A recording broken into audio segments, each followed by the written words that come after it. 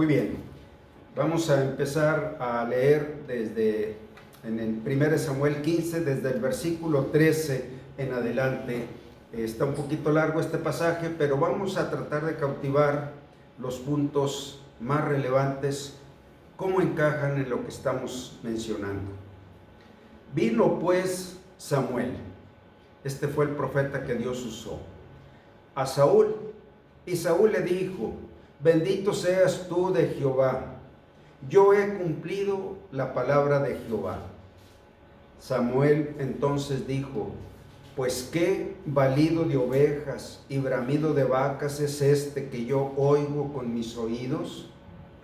Y Saúl respondió: de Amalec lo han traído porque el pueblo perdonó lo mejor de las ovejas y de las vacas para sacrificarlas a Jehová tu Dios, pero lo demás lo destruimos. Entonces dijo Samuel a Saúl: déjame declararte lo que Jehová me ha dicho esta noche. Y él dijo: di.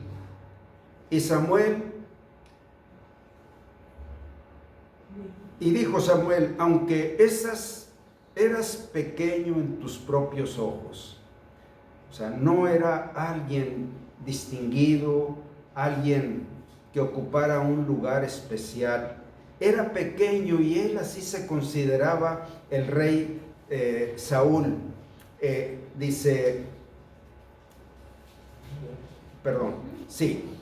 Y dijo Samuel: aunque eras pequeño en tus propios ojos, ¿no has sido hecho jefe de las tribus de Israel? Y Jehová te ha ungido por rey sobre Israel. Y Jehová te envió en misión y dijo: ve, destruye a los pecadores de Amalec y hazles guerra hasta que los acabes. ¿Por qué pues no has oído la voz de Jehová, sino que vuelto al botín has hecho lo malo ante los ojos de Jehová? Y Saúl respondió a Samuel: antes bien he obedecido la voz de Jehová y fui a la misión que Jehová me envió, y he traído a Agag, rey de Amalec, y he destruido a los amalecitas. Mas el pueblo tomó del botín ovejas y vacas, las primicias del anatema, para ofrecer sacrificios a Jehová tu Dios en Gilgal. Bueno, todo tenía significado. Era un juicio sobre este pueblo.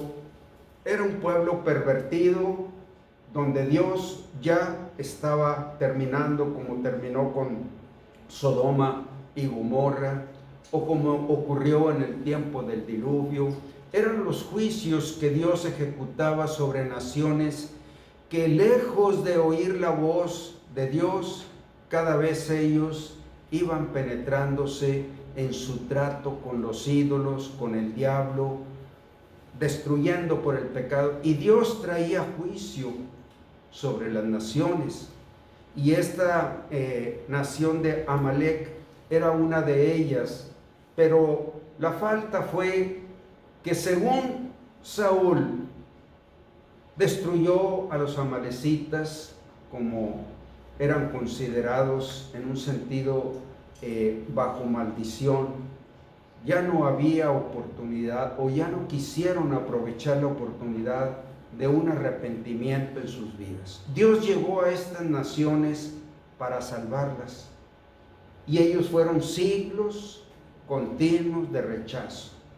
Era su corazón siempre de continuo el mal.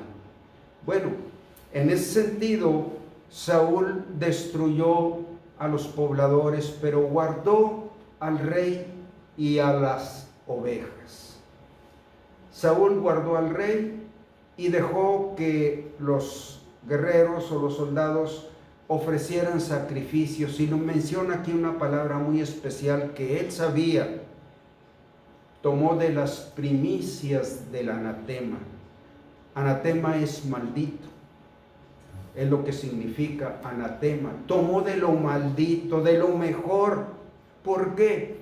Bueno, las ovejas podían ser usadas en el sacrificio, en el altar, pero no el fruto de lo que eran los malditos o los impíos. Y Dios consideraba que todo el fruto de ellos estaba bajo maldición. El pueblo consideró que era bueno para ofrecer eso a Dios, y él como rey no se opuso. Pero él también cayó en una falta porque no destruyó al rey. Él se vio reflejado en que el rey tendría una oportunidad y él lo estaba perdonando, tomando el lugar que solo Dios podía tener. Y es lo que el profeta le reprendió. ¿Por qué no destruiste al rey Agag? ¿Y por qué permitiste que el pueblo o los guerreros ofrecieran sacrificio de lo maldito a Dios? Y miren cómo le quita, dice, antes bien he oído la voz de Jehová, pero esto y esto no lo hice. Bueno, le dice Samuel, se complace Jehová tanto en los holocaustos y víctimas como en que se le obedezca a las palabras de Jehová. Le cuestiona y a la vez le argumenta. Ciertamente, el obedecer es mejor que los sacrificios que tú puedas. Sacrificios sin obediencia no cambian el juicio de Dios. Y él ofreció sacrificios sin obediencia. Ciertamente, el obedecer es mejor que los sacrificios y el prestar atención que las grosuras de los carneros. Bueno, esto es lo que Dios quiere, la atención del hombre, que Dios quiere salvar al hombre, que lo quiere guiar por caminos de justicia, de verdad, de santidad. Y el hombre no quiere esta guía, porque como pecado de adivinación es la rebelión. Es como si hubieras tú hecho una obra de adivinos, porque como pecado de adivinación es la rebelión, y como ídolos e idolatría, la obstinación. Él se obstinó en su manera, en su juicio, en su justicia. Se obstinó en la posición que él era un rey y que tenía la libertad de decidir. Y fue lo que le dijo el profeta a Samuel: ¿por qué no tomaste en cuenta la palabra de Dios? Esto es como rebelión, es como un pecado de adivinación lo que has hecho, porque como pecado de adivinación es la rebelión, y como ídolos e idolatría, un ídolo de ti mismo. Yo decido lo que yo juzgue, y nosotros debemos tener la ley de Dios en nuestro corazón. Él es el que establece la palabra, la guía, la dirección. Mi parte es obedecerla y no ser obstinado. Por cuanto tú desechaste la palabra de Jehová, Él también te ha desechado para que no seas rey. Bueno, habíamos dejado el caso del rey David. Les decía yo que eran situaciones diferentes, pero también la respuesta de ellos fue diferente. Cuando el profeta Natán reprende a David, no necesitó decirle más: yo he pecado. Inmediatamente el rey David no se defendió, no quiso justificarse, no quiso establecer él una voluntad propia. Solamente cuando el profeta le dijo: ¿por qué has pasado por alto la palabra de Jehová? Y David inmediatamente dijo: yo he pecado contra Dios. Pero vemos aquí a Saúl defendiendo sus argumentos, justificándose, escondiendo. Antes bien, he cumplido la palabra de Dios. Bueno, Dios no podía dejar que hubiera otro rey en su pueblo que no hiciera la voluntad del Rey del cielo, de Dios. En un sentido, Saúl estaba tomando el lugar de Dios. Bueno, esto es, dice, por cuanto tú desechaste la palabra de Jehová, Él también te ha desechado para que no seas rey. Quizás ninguno de nosotros practicamos un lugar de preeminencia como este, pero sí tenemos muchos lugares o figuras de privilegio. Un padre de familia, un matrimonio cristiano que tiene hijos, en la iglesia, el pastor, los colaboradores, los creyentes. Bueno, con el debido respeto, Dios nos ha permitido tener esos niveles de bendición, de privilegio, para hacer la voluntad de Dios ahí, en el hogar, en el matrimonio, en la iglesia, servirle bajo su voluntad y ser tan sensibles. Y el rey David entendía que por eso Dios desechó a Saúl y le rogaba: no me eches de delante de ti. Bueno, o sea, cuando tú valoras esas, ¿cómo decir?, bendiciones o privilegios que Dios te entrega y los aprecias y quieres crecer, quieres honrar esa figura que Dios te dio y no la valoras, bueno, entonces sufre grande pérdida. Y dice todavía aquí: entonces Saúl dijo a Samuel: yo he pecado, pues he quebrantado el mandamiento de Jehová y tus palabras, porque temí al pueblo y consentí a la voz de ellos. Pues ¿cómo vas a ser el rey de mi pueblo si tú no puedes gobernar a mi pueblo? Perdona pues ahora mi pecado y vuelve conmigo para que adore a Jehová. Y Samuel respondió a Saúl: no volveré contigo, porque desechaste la palabra de Jehová, y Jehová te ha desechado para que no seas rey sobre Israel. Y volviéndose Samuel para irse, él se asió de la punta de su manto, y éste se rasgó. Entonces Samuel le dijo: Jehová ha rasgado hoy de ti el reino de Israel, y lo ha dado a un prójimo tuyo mejor que tú. Y ese prójimo fue el rey David, cuando Dios lo llamó de entre el rebaño de las ovejas para ungirlo como rey. Y le dice: además, el que es la gloria de Israel, Dios, no mentirá ni se arrepentirá, porque no es hombre para que se arrepienta. Y él dijo: yo he pecado, pero te ruego que me honres delante de los ancianos de mi pueblo y delante de Israel, y vuelvas conmigo para que adore a Jehová. Esto es el deseo de volver a ser puesto en un nivel de honra. Y él se da cuenta que estaba perdiendo su honra. Y el cristiano debe entender en qué nivel de honra lo pone Dios cuando declara: tú eres mi hijo.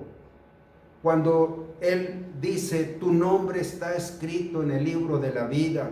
Cuando Él dice: he puesto mi espíritu dentro de ti, te he sellado, he escrito mis leyes en tu mente y en tu corazón.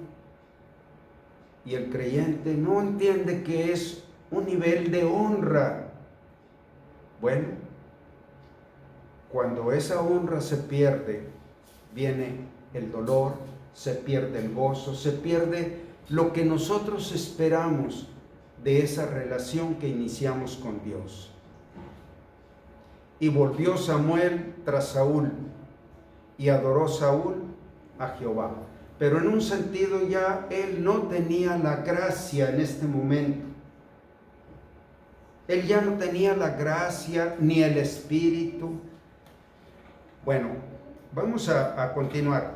Les decía yo que era muy diferente la respuesta que tuvo el rey David a la del rey Saúl, y también que David entendía que Saúl había sido desechado, y por eso le ruega: no me quites esa honra, no me deseches delante de ti.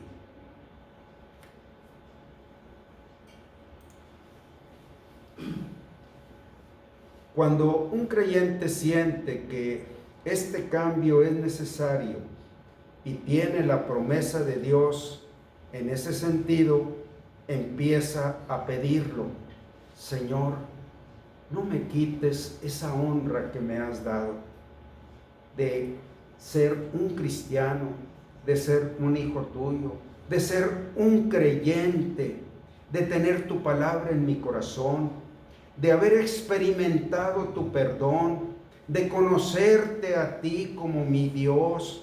No me quites esa honra, ese gozo.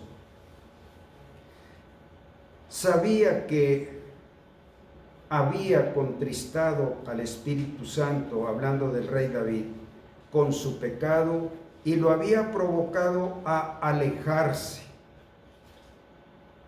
Bueno, hay algo que aquí tengo un asterisco para aclarar.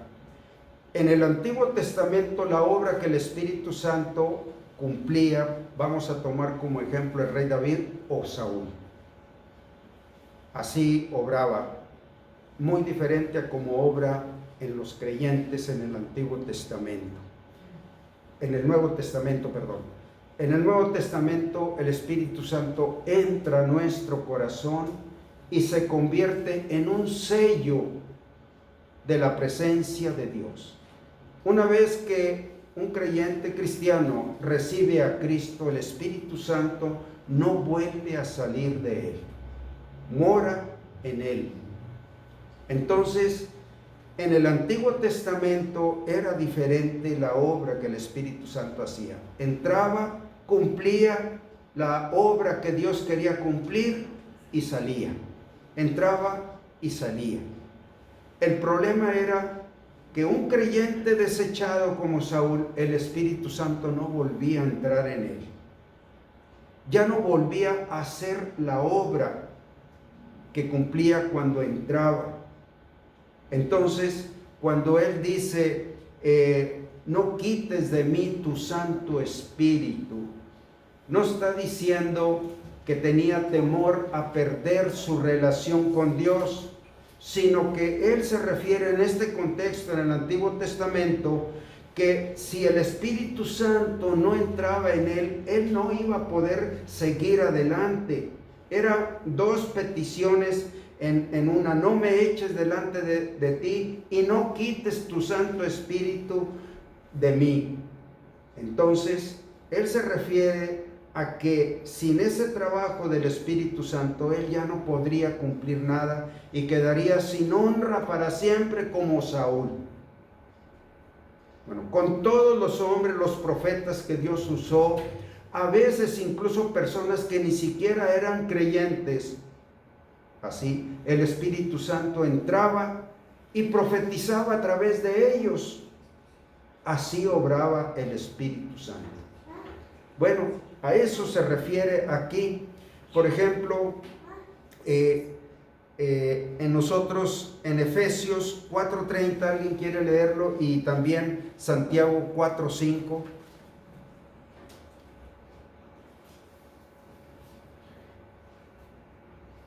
Hermilo, si lo tienes.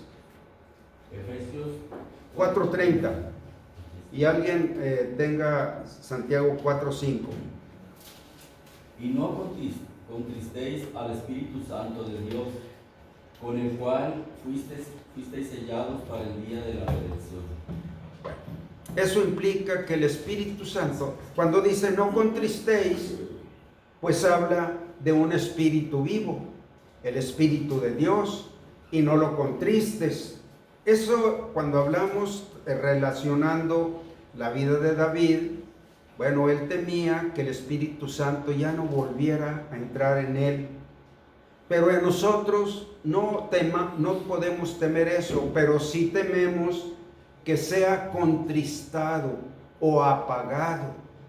Y esa contristación pierde la gracia, pierde el gozo, pierde la luz de Dios, pierde la guía, pierde su testimonio. Pero el Espíritu Santo sigue allí. Es renovado cuando Él confiesa sus pecados, cuando Él quiere vivir en la comunión con Dios. Santiago 4:5. Sí. Dice, o pensáis que la Escritura dice en vano, el Espíritu que ha hecho habitar en nosotros nos anhela celosamente. Que ha hecho habitar o morar. El Espíritu que Él ha hecho morar en nosotros nos anhela celosamente. Este es el Espíritu Santo del cual habló el Señor Jesucristo. Le mencionó como el Espíritu de verdad, el que toma todo lo que es del Padre y lo que es del Hijo y nos lo da, el que nos enseña todo el camino que tenemos adelante. Ese es el Espíritu que Dios ha hecho morar en nosotros, el Espíritu Santo, que es la tercera persona de la Trinidad, ¿verdad? No me eches de delante de ti. Ya vamos a terminar, nomás este párrafo. Entre los gozos que experimentamos, uno entre los mayores es ser útil a Dios para la bendición y salvación de otros. El servicio cristiano es un servicio deleitoso, produce gozo, produce una dignidad, alguien especial que Dios trabaja con él en esa obra eterna. Entonces, entre los mayores gozos que tenemos como cristianos es servir a Dios. Pues esa bendición se pierde cuando nosotros contristamos al Espíritu Santo, cuando lo apagamos, cuando el pecado nos hace caer de la gracia, de la comunión.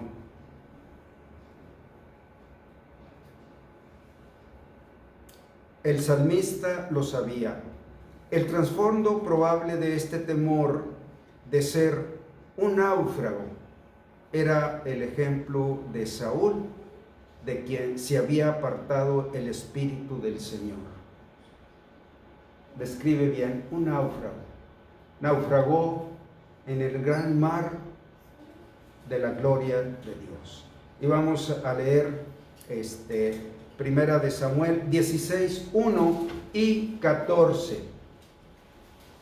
El primero que lo tenga. ¿Sí, hermano? Dijo Jehová a Samuel: ¿hasta cuándo llorarás a Saúl, habiéndolo yo desechado, para que no reine sobre Israel? Llena tu cuerpo de aceite y ven, te enviaré a Isaí de Belén, porque de sus hijos me he provisto de rey. ¿Verdad? El rey David era hijo de Isaí. Ahora el 14, por favor. El espíritu de Jehová se apartó de Saúl y le atormentaba un espíritu malo de parte de Jehová. Bien. En ese sentido, Saúl tuvo que luchar con los espíritus de los demonios, de Satanás, y no tenía el poder del espíritu para luchar contra ellos. Bueno, aquí lo vamos a dejar. Estamos queriendo aprender las consecuencias del pecado en contraparte con las bendiciones que tenemos en la comunión con Dios. Y cómo orar es el punto más alto que queremos tener en esta enseñanza. Cómo David quiso regresar a ese lugar de preferencia de parte de Dios. Bien, por hoy terminamos. Permítanme.